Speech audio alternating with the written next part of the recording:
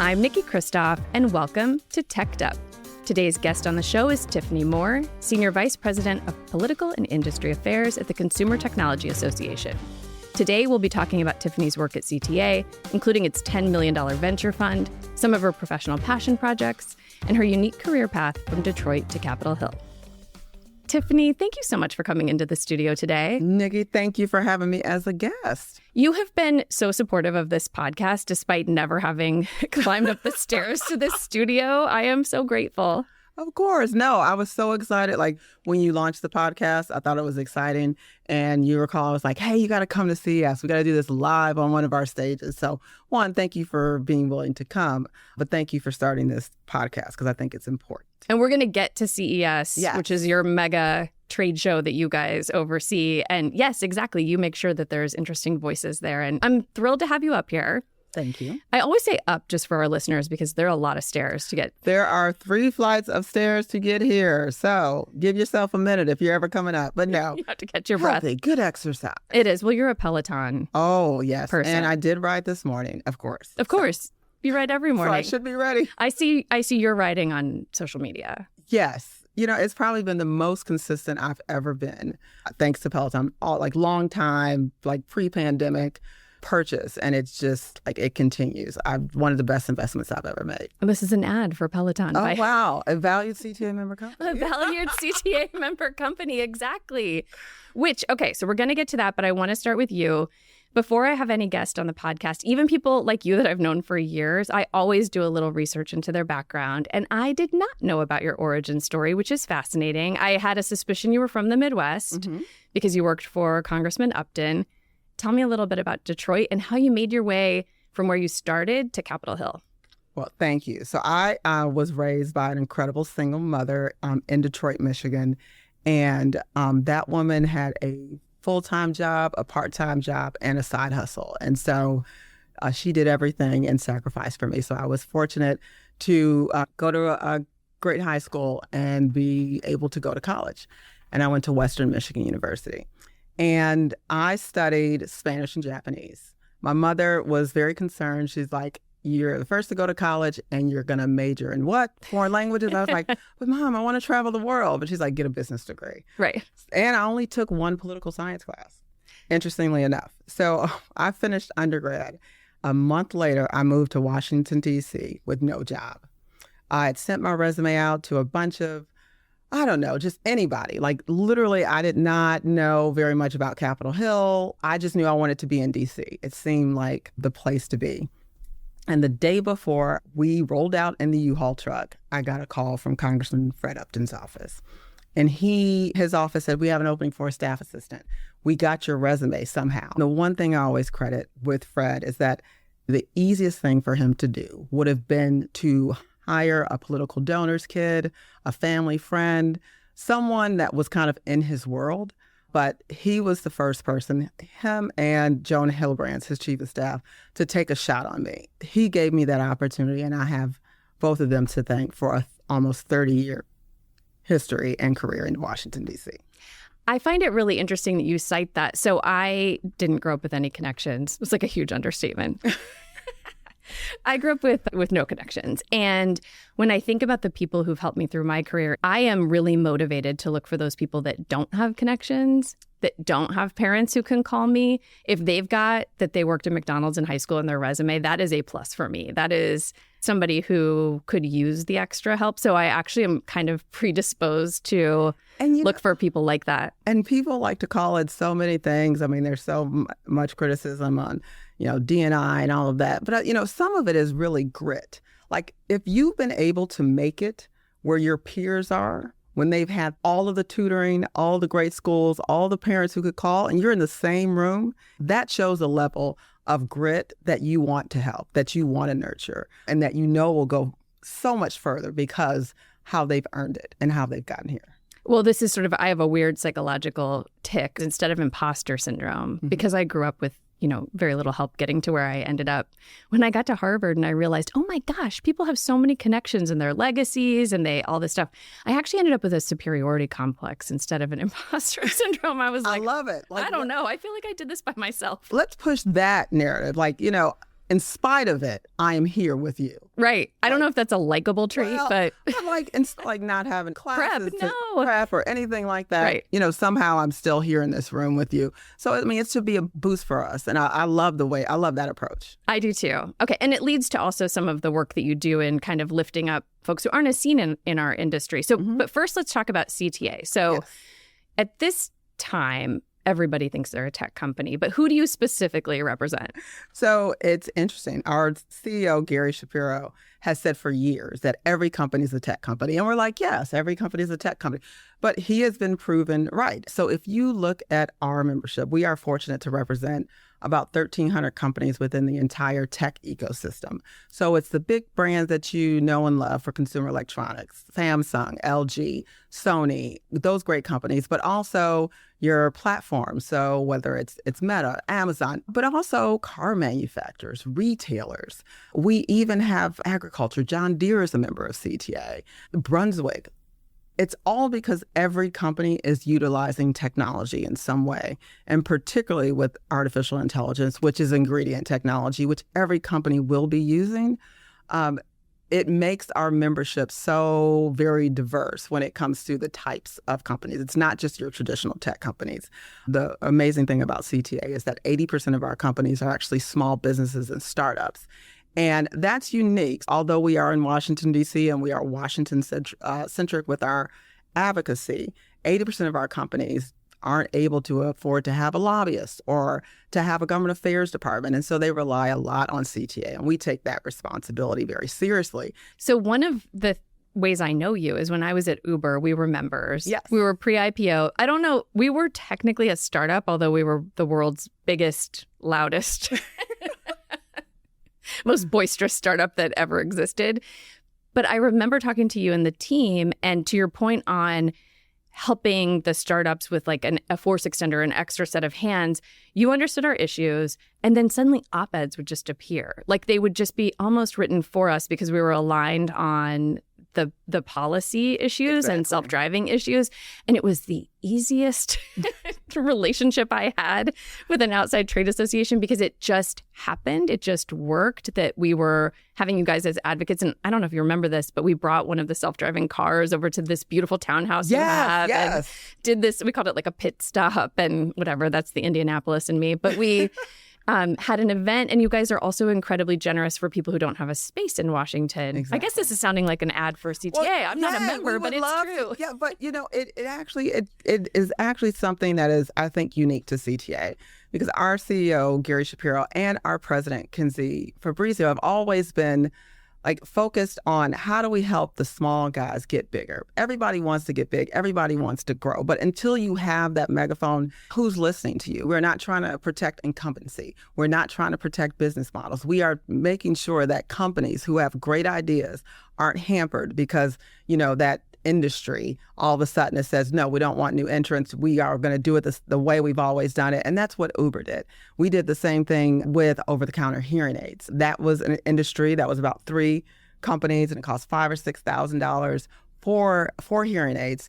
And we were able to push through legislation which created over-the-counter hearing aids. Which is huge because hearing aids are not covered by Medicare. Exactly. I know this because I have a mom I help out. Exactly. And when my grandfather was alive, he was a proud man. And so he refused to wear, if I'm very honest, they were also cost prohibitive for him.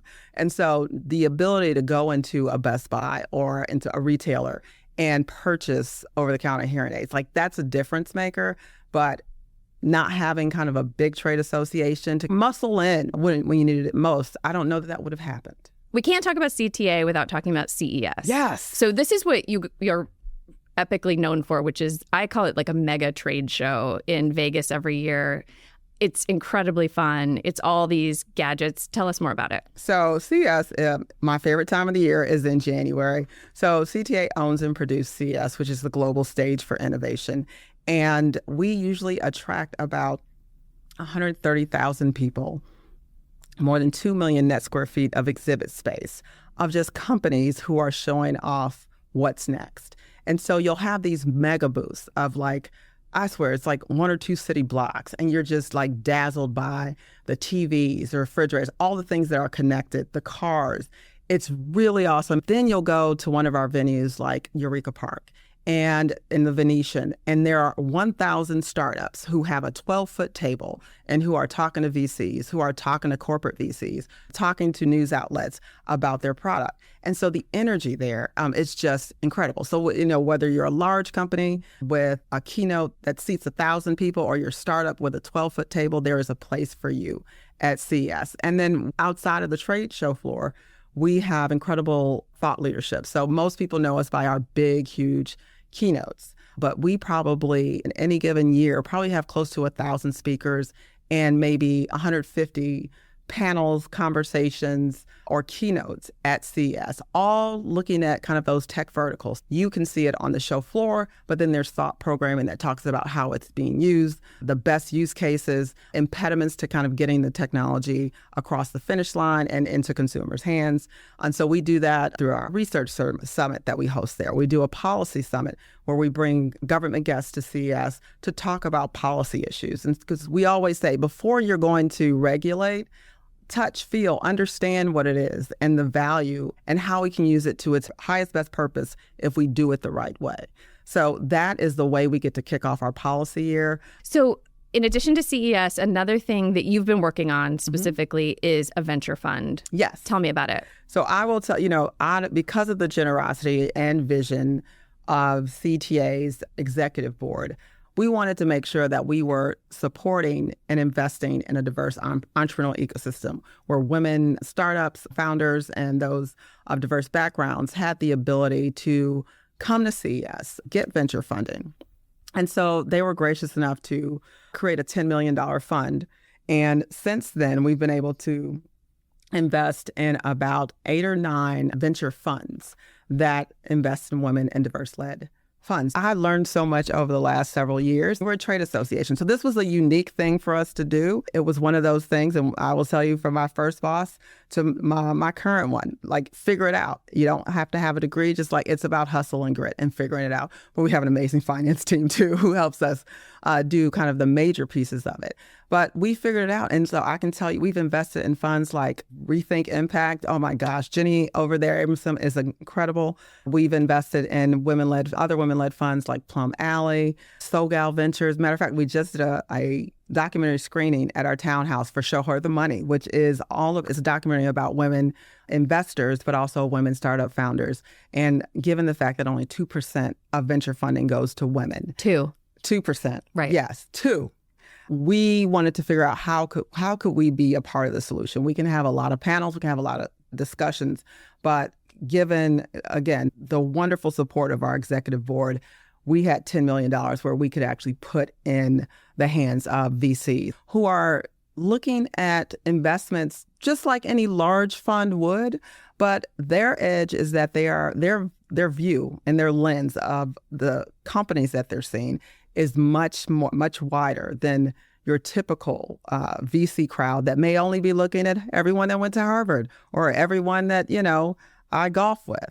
So I think that actually gives them an incredible edge because the individuals who are creating the companies that they're investing in are seeing problems and seeking solutions, which are going to help an incredible or just make really cool products that people will enjoy. Right. And I think that when you think about the fact that 2% of venture funding goes into women-founded or diverse startups, and yet women are the biggest spenders in the United States. They own the pocketbooks of America. And so you're missing the biggest consumers if you aren't thinking about what they're thinking about. It's just sort of a missed opportunity. So I agree with you. I think it gives people an edge. It's not a charity project. It's not thinking about an addressable market that might be missed, to your point, if you're just talking to people who golf or went to an Ivy League school with you.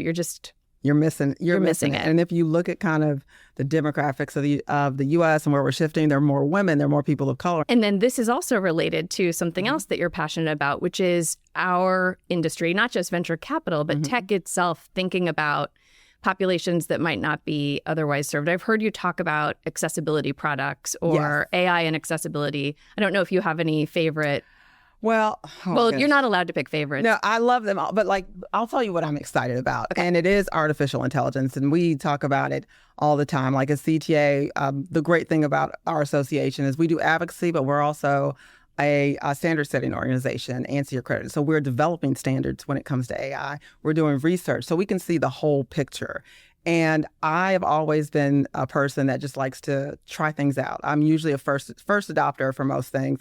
I credit that to my mother when she got her first computer to, with like the blue WordPerfect screen and right. and like Printmaster, and like her side hustle was desktop publishing. That's what it was called back in the day, to make signs and graphics or type dissertations. And so my first kind of tinkering on a computer was because my mom brought a computer home. I've always just loved like building websites, tinkering. And so when ChatGPT came on the scene, I was like, I'm in, like sign me up. And just to see all of the wraps around ChatGPT and what that's creating, it's incredible. And it, like in every aspect of your life, I think it can be helpful. And I think, unfortunately, there are some communities where AI is being demonized. Will it cause disruption? Absolutely. What hasn't? ATMs, horse and buggy, like all of the things that we have gone through. But we will come out better, stronger, different types of jobs, different types of possibilities. And so, like, yes, we need to have guardrails and we need to go after like specific instances of harm, but let's not forget to embrace the technology so that we're not scaring communities away, because we can get in at the ground floor. And that's the one thing that I really like about tech policy is that when I started in tech policy, it didn't exist. So it wasn't like I was a couple steps behind. When I started working on tech policy, everyone was trying to figure it out. I remember I had a brief stint at Kellogg Company, worked there for a couple of years. And next to me was the single lobbyist for Google. And that was 2000 and something. And so to see how the tech industry has grown, it's incredible. But as a Hill staffer or as a young lobbyist, I was able to kind of figure it out when everybody else was figuring it out. So it made it fun and it made it accessible in that, like, it's not like, oh, you have to have done tax for 20 years to kind of really know anything. Right. The tax crew is like a very special crew in DC. But you're right. I talk a lot to reporters who I'll say, I started working in tech before the iPhone was released. Exactly. I remember when I was like, you will not take my BlackBerry from my cold dead hands. I know that was I always talk about my Motorola Razr. But I had two-way pager. I had it all. And so I think that your point about AI, I've seen you write before that resisting AI is like trying to fight gravity. Exactly. So freaking out about it is not going to stop it from happening. So having this more expansive view of the positive aspects, and which obviously many, not just CTA members, but everybody is looking at how this can be baked in. Yeah. And I think people don't understand that they're already using AI. We've all been experiencing AI. And so it's just about like, how do we take it to the next level? I think it was Kevin Roos came on the podcast and talked about how he actually thinks this is going to make people more human, because that's going to be the differentiator between people, right? Is that you're going to need those human skills when you're using a lot of these tools. It doesn't mean we're all going to turn into just, pushing buttons. And no, I mean, because you need a human to check the information. Well, this is me with Grammarly every day. Oh, my goodness. I know, not to be annoying, but I am always like, Grammarly's wrong. I know. I use it for tone because it'll give you a little smiley face with these little white gloves when you're nice. It's wrong on its grammar sometimes. So I'm always like, it's gaslighting me. Exactly. Just me with my computer fighting with the machine. I know. I'm like, no, don't correct. Like, it's not right. Okay. I want to talk about one more thing that you are known for and you were the chair of, and is an interesting project, especially for our audience, right? A lot of policy folks, Hill staffers listen to this podcast. GlobalWIN. Yes. Tell me about it, because I've known you just as much as CTA. I've known you as associate with that organization. I'm fortunate to be the immediate past chair of the Global Women's Innovation Network. And it is a network that was founded 15 years ago by Malika Carroll and Helen Milby. And the idea was to bring women in innovation advocacy, specifically tech advocacy, together with women on Capitol Hill to create a network, to develop professionally, and really to talk about tech issues, to understand it. I remember when I came to DC and I was on Capitol Hill, it was rare that I saw women lobbyists come into the office. Mm-hmm. And it was very rare that I saw African-American lobbyists. But the ones that did come in, the women, they would always say hi. I mean, I was a staff assistant. Like, I'm the least to talk to in the office. But they also always ask me, how are you doing? What is your major? What do you want to do? I think what GlobalWIN does is it creates that network. Instead of that by the way conversation, we do it in an intentional way and try to give you tangible skills. And so we do that through an international trip, CODEL, SAFDELs, internationally, but also domestically, to visit tech companies, to understand what those issues are, to meet with government officials, to kind of understand how are they tackling tech policy issues, tangible things like headshot. We are no longer cropping our photo from a group photo from Facebook. Yes. Like we have to have a professional headshot. So those are tangible things. What's your 30-second pitch? What's your 3-minute pitch? What if you were pitching yourself in the elevator, what you do, whether you're a consultant, whether you're a company or it's an issue, how are you pitching yourself? Are you speaking confidently? Those are the types of things that we provide women on Capitol Hill, but also women as they evolve and grow in their careers. I think this is huge. Tech used to be niche, and then women in tech used to be even smaller. We are growing, but it is still small. It's a tight community in this town and in this business. And yet you're going to have a long career. Mm-hmm. And those staff assistants are going to be somebody who might invest in exactly a startup later. And so it is wise to build those relationships, to see talent early, and to make sure that you're learning those skills. I know several young women who participate in it, and it's made them smarter on subject matter, and it has had them redo their headshots. Well, which is a real thing. It's huge. No, it's important. It is important. And I always say, I remember when I got to D.C. and I first started lobbying, it was kind of like you're always fighting to get at a table that wasn't set for you. So why don't you make your own table? And so GlobalWIN is really about like, let's set our own table. It's not exclusive. It is inclusive, but like, let's just set our own table. And that is what GlobalWIN has done consistently for 15 years. Our events are very sticky and people enjoy coming. It is bipartisan. We do events at both conventions. We engage with Republican and Democrat staffers. And we're really just focused on women's development, irrespective of our two corners when it comes to politics. Yes. Well, I'm so glad that you came on to talk about this. I am delighted to have had the opportunity for us to connect kind of more casually and in person and learn about your background. There's this great article, which I'm actually going to link to. Oh, it's a kind of hometown article. It's really good about your background and explains sort of what drives you. And so I'm going to put that in the show notes. But Tiffany, thank you so much for coming on today and taking the time. Thank you.